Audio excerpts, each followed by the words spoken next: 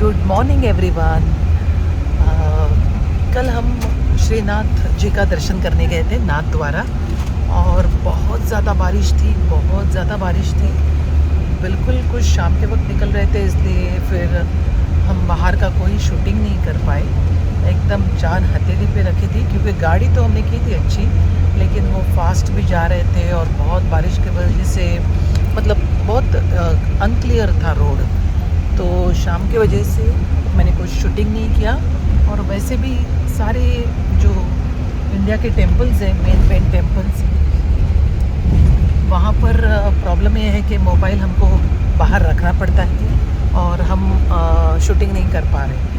तो वो मोबाइल जो जमा कर देते हैं, आपको पता है, आपने अगर वृंदावन गए होंगे, मथुरा गए होंगे, या फिर बहुत सारी अलग अलग जगहों पे इंडियन टेम्पल्स में मोबाइल आपको लेना अलाउड नहीं है और कैमरा भी अलाउड नहीं है। तो इसलिए फिर हम शूटिंग नहीं कर पाए नाथ द्वारा में श्रीनाथ जी टेम्पल का, लेकिन बहुत अच्छे से दर्शन हो गए।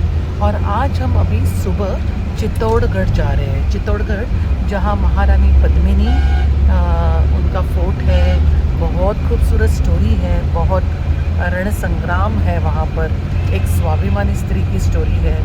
तो मैं ज़रूर इस ब्लॉग में वो कवर करूँगी। अगर बारिश नहीं होगी तो मैं चित्तौड़गढ़ का भी शूटिंग करूँगी। बारिश की वजह से बहुत डिफ़िकल्टी हो रही है कि कैमरा निकाल के, मोबाइल पे निकाल के शूटिंग करना डिफ़िकल्ट है। और हालांकि यहाँ पर बारिश नहीं थी उदयपुर में और चित्तौड़ में, लेकिन जस्ट हम आए हैं, शायद हम बारिश को भी साथ लाए हैं। हर एक जगह पर धुआंधार बारिश हो रही है। हम एक्चुअली अभी पहुँच गए हैं चित्तौड़गढ़ सिटी के अंदर, अभी जा रहे हैं। देखिए अभी अनाउंसमेंट भी हो रही है। बस में बहुत सारे टूरिस्ट हैं और हम सब साथ में जा रहे हैं, अभी अनाउंसमेंट कर रहे हैं। हेलो, तो अभी एक 5 मिनट में हम पहुंच रहे हैं हमारे होटल प्रताप पैलेस में। तो वहाँ जाने के बाद आपको फ्रेश होना है और तुरंत आपको ऑटो में बैठना है। जब आप उतरोगे तो आपको उतरते समय अम्ब्रेला सभी को कैरी करनी है, क्योंकि आप देख सकते काफ़ी बारिश है। पानी का एक बॉटल कैरी करना है और जो आपको ज़रूरी सामान है वही लेना है, बाकी सब बस में आपको छोड़ना है।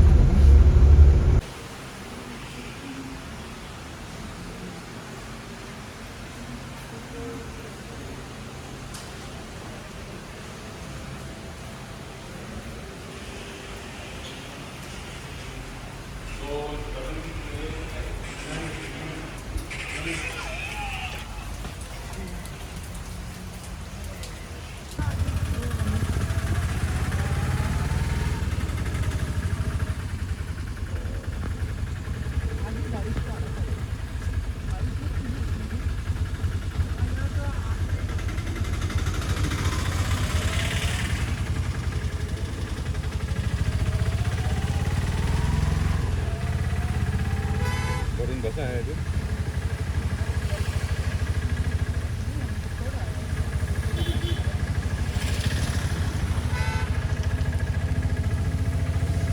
कैसा कि आता नहीं रोड पर।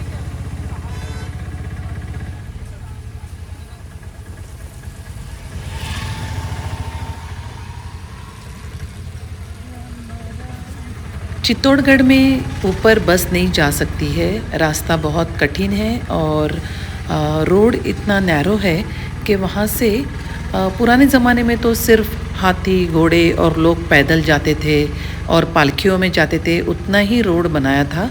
तो अभी तो ये अपनी जो बड़ी बस होती है वो तो नहीं जा सकती, ट्रांसपोर्टेशन वाली।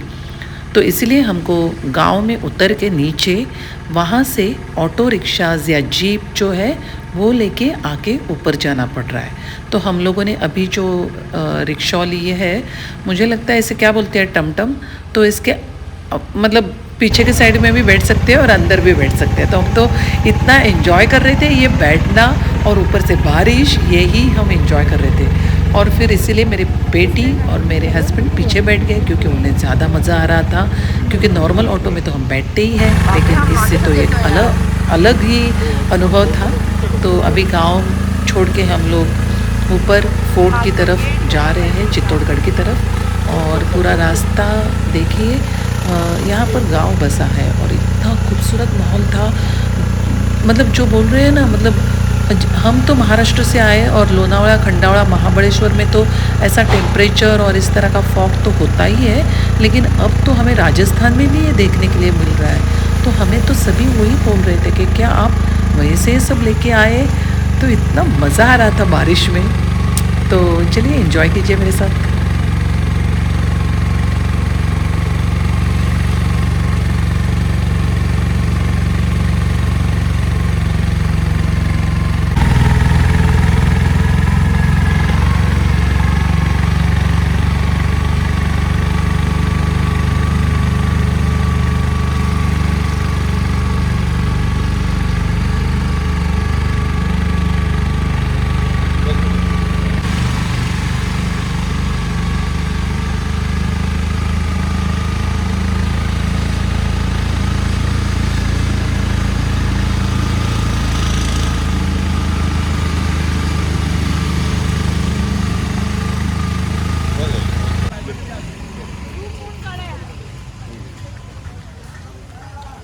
हम चित्तौड़गढ़ आए हैं, सॉरी, लेकिन बहुत ही ज़्यादा बारिश है और इन्होंने अभी अंदर जाने के लिए बोला है।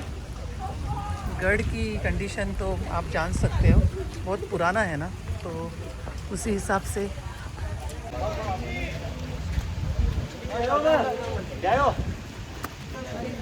जय श्री राम। सुंदर।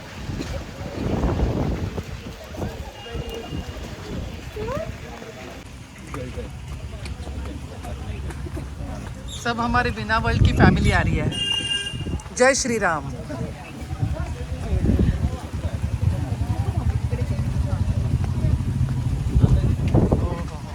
सुंदर।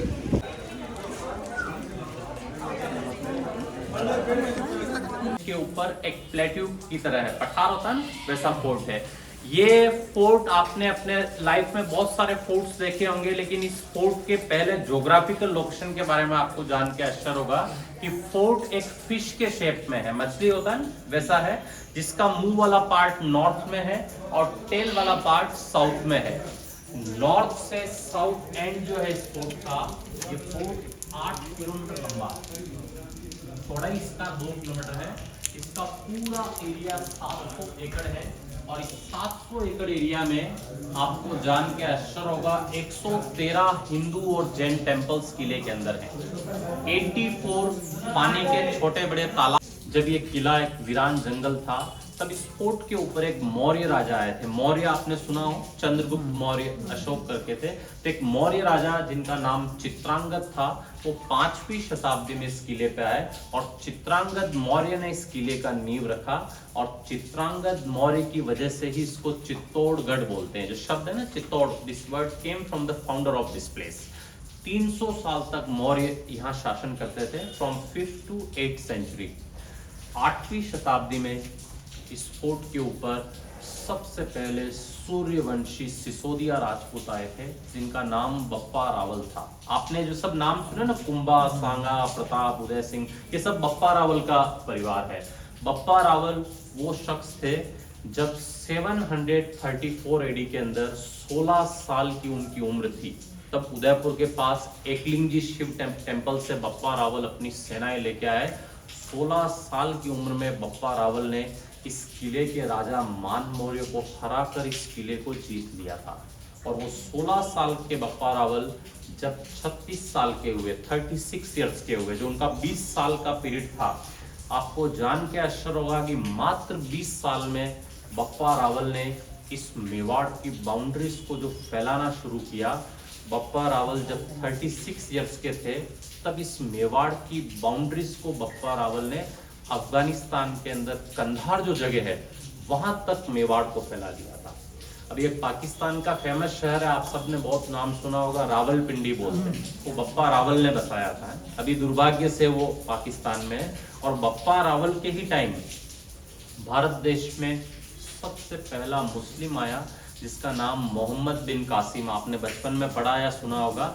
8th सेंचुरी में मोहम्मद बिन कासिम ईरान इराक से आया और उसने आके बप्पा रावल के स्टेट पे हमला कर दिया। तो बप्पा रावल चित्तौड़गढ़ से लगभग 25,000 की सेना लेके जब 36 साल के थे वो, तब यहाँ से ईरान गए और वहाँ जाके मोहम्मद बिन पैलेस के अंदर आए।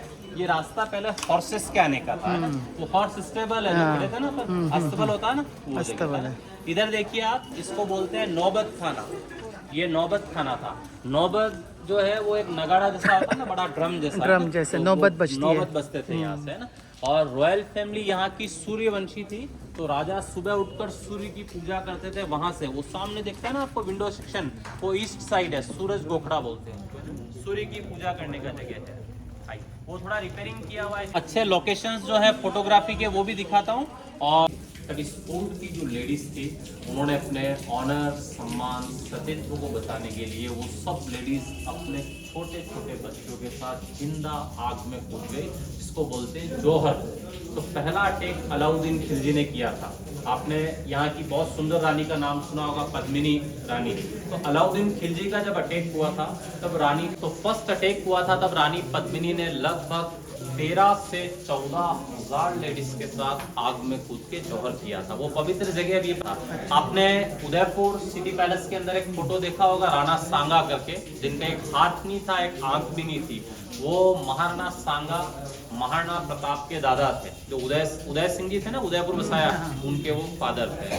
तो राणा सांगा जो थे, वो भी जीवन में इतनी लड़ाइयाँ लड़ते हैं कि सांगा की पूरी बॉडी के ऊपर 84 वुंड्स, 84 घाव शरीर के ऊपर थे।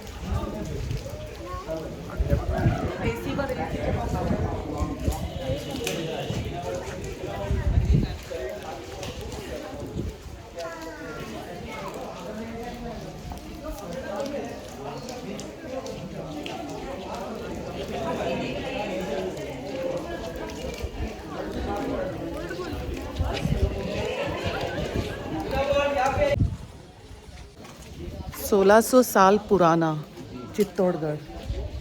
तो उस वक्त कैसे बनाया होगा ना ये, मतलब ये पत्थर वगैरह नीचे से लाए होंगे उन्होंने, किले के भी है, नीचे से भी लेके आए थे गांव से। आइए इधर आएंगे, इस तरफ आ जाएंगे सर।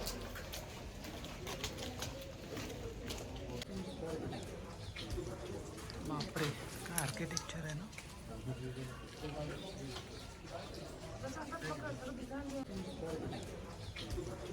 बाप रे, क्या आर्किटेक्चर है ना।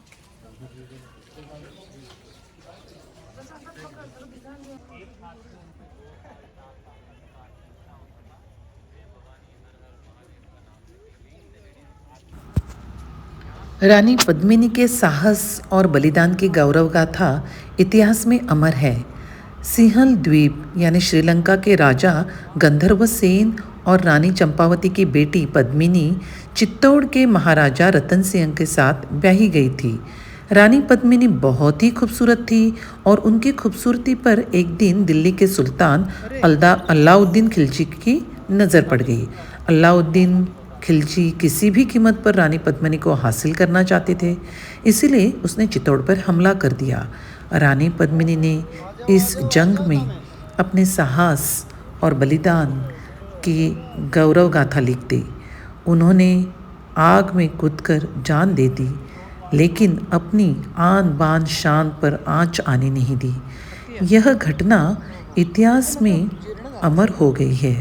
जब आप इस किले में आते हो और ये कहानी सुनते हो, महारानी पद्मिनी की ये कथा सुनते हो, आपके शरीर पे रोमांच आ जाते हैं, आँखों में आंसू आ जाते हैं और उनकी पवित्रता और उनके बलिदान, साहस, शौर्य को सुन के आपका सीना बहुत गर्व से भर जाता है।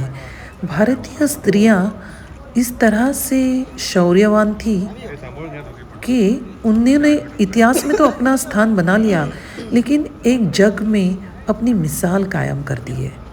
मैं ऐसे महारानी पद्मिनी को शत शत प्रणाम करती हूँ और मुझे बहुत खुशी है कि मैं चित्तौड़ का ये गढ़ खुद अपने आँखों से देख पाई।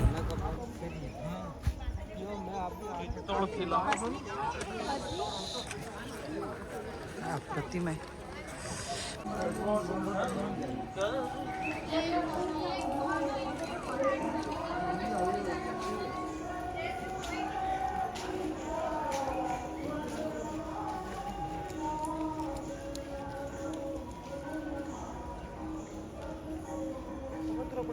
असेल काय शंकराचं आहे काय नाही शंकराचं मंदिर आहे आतमध्ये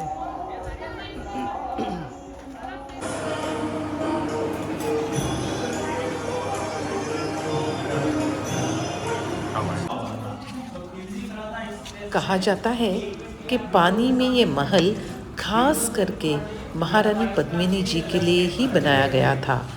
उन्हें यहाँ पर रहना बहुत पसंद